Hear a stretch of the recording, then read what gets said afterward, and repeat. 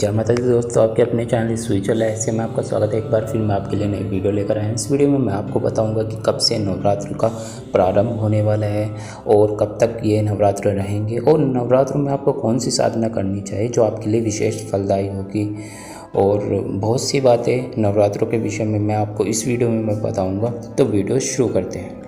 तो नववर्ष का प्रारंभ चैत्र नवरात्रि से ही होता है। चैत्र माह में आने वाली नवरात्रि को चैत्र नवरात्रि कहा जाता है। इस बार नवरात्रि पूरे 9 दिन रहेगी और नवरात्रि का प्रारंभ 2 अप्रैल से शुरू होगा और 11 अप्रैल तक रहेगी यह नवरात्रि। 10 अप्रैल को रामनवमी मनाई जाएगी और दिन होगा रविवार। नवरात्रि के 9 दिनों में माँ की दुर्गा की पूजा आराधना साधना का विशेष महत्व होता है और यह विशेष फलदायी भी होता है। यदि नवरात्रि में दुर्गा माँ की साधना की जाए, उनकी पूजा आराधना की जाए, उनके विशेष रूपों की पूजा आराधना की जाए, तो साधक अपनी जो उनकी मनोकामना है उसकी पूर्ति होती है। माँ का विशेष आशीर्वाद प्राप्त करता है ऐसा व्यक्ति जो माँ की इन दिनों में पूजा आराधना साधना करता है। इसलिए बहुत से साधक नवरात्रि में अपनी मनोकामना पूर्ति के लिए साधना करते हैं और माता की कृपा उनको प्राप्त होती है। तो अब जान लेते हैं आपको कौन सी साधना इस बार करनी है नवरात्रि पर। इस बार आपको माता के दुर्गा स्वरूप की पूजा आराधना करनी है, लेकिन मंत्र जो होगा इसमें वो अलग होगा। काफ़ी शक्तिशाली मंत्र है, विशेष मंत्र है, और यह मंत्र ऐसा मंत्र है जो गुप्त मंत्र काफ़ी समय से रहा है। इस बार मैं आपके सामने उजागर करूँगा क्योंकि प्राचीन समय में इसका उपयोग किया जाता था माँ की पूजा आराधना में, और काफ़ी विशेष मंत्र है। तो सबसे पहले तो आपको जिस दिन आपकी नवरात्रि प्रारंभ होगी इससे पहले ही आपको जो भी आपकी सामग्री है पूजा के लिए, जो भी आपको साधना के लिए सामग्री चाहिए वह सभी आपको इकट्ठी कर लेनी है अपने पास। चाहे माला हो, आसन हो, आपके कपड़े हो, तेल आपको, घी भी इसके लिए चाहिए होगा। मतलब आपको सब कुछ अपने पास रख लेना है पहले से ही तैयार करके। उस दिन जिस दिन नवरात्रि शुरू होगी उस दिन आपको सवेरे उठ जाना है सूर्योदय से पहले पहले। साधक को चाहिए कि वह अपनी नित्य क्रिया पूर्ण करने के बाद स्नान आदि करके स्वच्छ हो जाए। उसके बाद लाल वस्त्र धारण करें। घर पर आपको जहाँ पर भी साधना करनी है, एकांत में जहाँ पर भी आपने किसी साधना के लिए किसी कक्ष का चुनाव किया है, वहाँ पर आपको एक बाजोट स्थापित करना है। उससे पहले उस पूरे कमरे को बिल्कुल स्वच्छ साफ कर लीजिए, गंगा जल वगैरह छिड़क के बिल्कुल स्वच्छ बना लीजिए वहाँ पर। उसके बाद वहाँ पर आप बाजोट स्थापित कीजिए, उस पर लाल वस्त्र बिछाइए, शुद्ध लाल वस्त्र होना चाहिए वो। उस पर माँ की एक मूर्ति स्थापित करनी है जो अष्ट भुजाधारी हो, मतलब कि 8 हाथ होने चाहिए माँ के उस मूर्ति के, या फिर पीतल की भी वह मूर्ति हो वो भी चल जाएगी आपके पास पहले से ही ऐसी कोई मूर्ति हो, और या फिर आपके पास कोई अलग प्रकार की धातु की मूर्ति हो या चांदी की मूर्ति हो तो भी चल जाएगी, कोई दिक्कत नहीं है। मिट्टी की होनी चाहिए लेकिन खोखली नहीं होनी चाहिए वह मूर्ति। लकड़ी की नहीं रखनी है, कांच की नहीं रखनी है। कांच के फ्रेम वाली बहुत सी लोग बाग रख देते हैं फोटो फ्रेम, वो भी आपको नहीं रखनी है। इन चीज़ों का आपको ध्यान रखना है।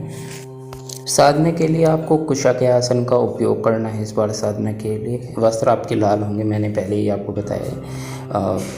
उत्तर की तरफ मुख कर आपको साधना करनी है, या तो उत्तर रखिए अपनी दिशा, या पूर्व की ओर मुख कर साधना करनी है आपको। माला स्फटिक की होगी या फिर कमलगट्टे की माला होगी, इन दोनों में से कोई भी आप एक माला ले लीजिए, लेकिन वो सिद्ध होनी चाहिए, संस्कारित माला होनी चाहिए। साधना शुरू करने से पहले गणेश, भैरव और गुरु पूजन अवश्य करें। फिर माँ का पूजन करें, माँ को लाल पुष्प समर्पित करें, अष्टगंध समर्पित करें, माँ को दूध की बनी मिठाई का भोग लगाइए।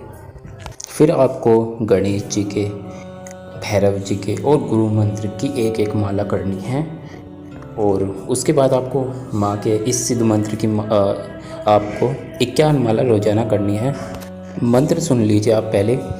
ओम ऐं ह्रीं दुर्गे अष्टभुजा धारिणी नमः। इस मंत्र की आपको रोजाना 51 माला करनी है और पूरे 9 दिन आपको इस मंत्र का जाप करना है। इन 9 दिनों में जब आप इसकी 51 माला करते हैं तो यह आपका मंत्र सिद्ध हो जाता है। सिद्ध तो यह पहले से ही है, लेकिन आपके लिए पूरी तरीके से फलदायी होने लगता है, आपको लाभ देने लगता है। अष्टभुजा स्वरूप के इस मंत्र की मैं अभी बताऊंगा अभी और क्या क्या आपको लाभ देगा यह मंत्र। सबसे पहले पूरी विधि जान लेते हैं साधना की। आपको यह रोज़ाना ही आपको प्रोसेस फॉलो करना है जो मैंने आपको बताया है पूजा का।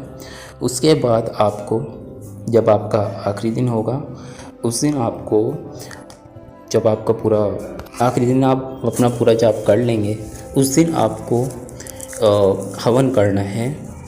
आपको 11 माला हवन करना है इसी मंत्र से। लास्ट में आपको स्वाहा लगा देना है और आपको या तो घी से या हवन सामग्री से 11 माला हवन कर लेना है। बस इतना आपको ध्यान रखना है। आपका इस प्रकार यह साधना हो जाती है। आपको कन्या पूजन भी करना है और कन्या को हो सके तो आप थोड़े अच्छे से वस्त्र हो सके तो वह दीजिएगा कन्या पूजन में। और कन्या के पैर जरूर धुलवाइएगा और जो आप पैर धुलवाने में आप जल यूज़ करेंगे और वो जल अपने पास इकट्ठा कीजिएगा। जो आपके पैर धोने में आप यूज़ करेंगे कन्याओं का, उसके बाद जो जल होगा ना वो आप अपने पास इकट्ठा कर लीजिएगा। जब आपके पास वो जल इकट्ठा हो जाएगा, बाद में उसका यूज़ करना है वो मैं आपको बता दूँगा। आपको उससे नहाना है, ठीक है ना, उस जल से नहाना है। आप ये समझिएगा, समझना नहीं है ये, बस ये ध्यान रखिए ये सभी आपके माँ के स्वरूप है और यह सभी माँ के जल है, बस पवित्र जल है। इससे आपको स्नान करना है। यह काफ़ी विशेष फलदायी जल होता है, लेकिन बस विश्वास की बात है। बहुत से लोग इन चीज़ों पर विश्वास नहीं करते, लेकिन अगर आप उस तरीके से आपका भाव स्वच्छ है, उस तरीके से भाव रखकर आप उसका यूज़ करेंगे तो आपको विशेष फलदायी होगा वह जल। इस तरीके से आपको जल में नहाना भी है, थोड़ा पीना भी है वह जल।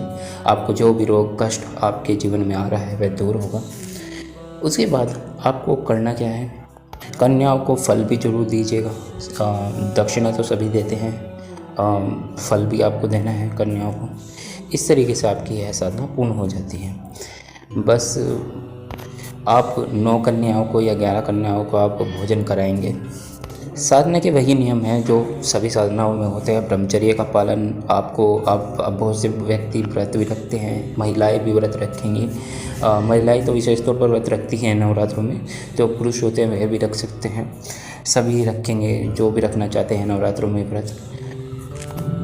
आपको इस चीज़ का ध्यान रखना है, जब आप रोज़ाना साधना करेंगे तो साधना से बहुत से व्यक्ति क्या होते हैं, तुरंत उठ जाते हैं जाप करने के बाद। जाप करने के बाद आपको तुरंत उठना नहीं है, वहाँ पर आपको एक माँ की चालीसा का पाठ करना है, दुर्गा चालीसा का एक पाठ करना है, माँ की आरती करनी है। उसके बाद ही आप उठिएगा वहाँ से।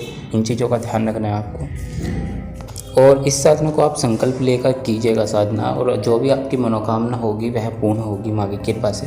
बस आपके भाव शुद्ध होने चाहिए, आपकी जो इच्छा कर रहे हैं वह सही होनी चाहिए और कोई दिक्कत नहीं है।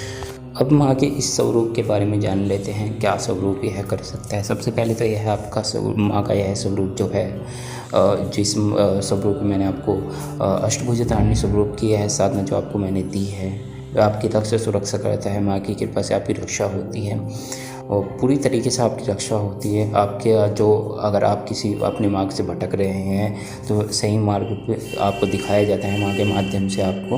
आपको कहीं ना कहीं कुछ ना कुछ ऐसा, कुछ ना कुछ आपको स्वप्न के माध्यम से कहीं ना कहीं कुछ ना कुछ आपके मार्ग ऐसे खुलते रहेंगे जिससे आप जो समस्या आ रही है वह दूर होगी और जब आप रास्ते भटकने वाले हैं उससे आप बच जाएंगे। उसके बाद शत्रुओं का नाश होता है। अगर इस स्वरूप की आप उपासना करते हैं, इस मंत्र की आप जाप करते हैं तो शत्रुओं का नाश हो, शत्रुओं पर पूरी तरीके से विजय प्राप्त करते हैं, चाहे शत्रु कितना भी प्रबल क्यों न हो। लेकिन इस नवरात्रि अगर मांगे आप साधना करते हैं, नवरात्रि में विशेष फलदायी यह मंत्र होता है। वैसे भी आप इसका 1.25 लाख का अनुष्ठान कर सकते हैं और 5 लाख का, 11 लाख का आप इसका अनुष्ठान करते हैं, विशेष फलदायी होता है। लेकिन नवरात्र की तो बात ही कुछ हो रहा है, वहाँ पर अगर आप इस मंत्र का जाप करते हैं तो आपको विशेष फलदायी होता है। अगर आप इस साधना को करेंगे तो उसके बाद बताइए आपको क्या लाभ हुआ है। आपको नवरात्रों में ही पता लग जाएगा, नवरात्रों के 9 दिनों में इसकी मंत्र की शक्ति का पता लग जाएगा। कमेंट जरूर कीजिएगा, अपने अनुभव जो शेयर कीजिएगा। जो लोग शादीशुदा हैं, शादीशुदा है, कपल है, तो मतलब कि उनको थोड़ा ब्रह्मचर्य रखना है इन दिनों में, इन चीज़ों का ध्यान रखना है। बस छोटी छोटी बातें होती हैं, इन चीज़ों का ध्यान रखना होता है। बहुत से लोग इन बातों का ध्यान नहीं रखते तो साधना उनकी पूरी तरीके से लाभ नहीं ले पाते हैं साधना करने के बाद भी। नवरात्रि में बहुत से दुर्गा सप्तशती का पाठ करते हैं, अगला स्रोत का पाठ करते हैं, सिद्धकुंज का स्रोत का पाठ करते हैं। बहुत से माता की साधनाएँ होती हैं वे करते हैं नवरात्रि में, तो वह भी विशेष फलदायी होती है। आप कोई भी साधना सच्चे मन से कीजिए, आपको विशेष फल मिलेगा। लेकिन जो मैंने आपको यह मंत्र दिया आज इस बार, तो काफ़ी अच्छा शक्तिशाली मंत्र है आपका। अगर आप कोई नवरात्र मंत्र की कोई साधना करता है तो वह कर सकता है, कोई दिक्कत नहीं है। यदि कोई सिद्ध कुंजी का मंत्र की साधना करना चाहे वह भी कर सकता है, कोई दिक्कत नहीं है। तो इस प्रकार आपको माँ के इन सब रूपों की जो मैंने आपको बताया इस मंत्र की साधना आपको करनी है, जो आपके लिए विशेष फलदायी होगी। तो मैंने जो बताना था आपको बहुत सी बातें आपको बता दी। अगर फिर भी आपका कोई क्वेश्चन है तो आप कमेंट कर सकते हैं। अगर मैं कोई बात बतानी रह गई हूँ, मैं ऐसे कोई बात नहीं बताई, तो आप मुझसे पूछ सकते हैं, कमेंट कीजिएगा। और चैनल को सब्सक्राइब कीजिए और वीडियो को लाइक कीजिए, वीडियो को शेयर कीजिए, जिससे सभी लोग इसका लाभ ले पाए। धन्यवाद। जय श्री राम।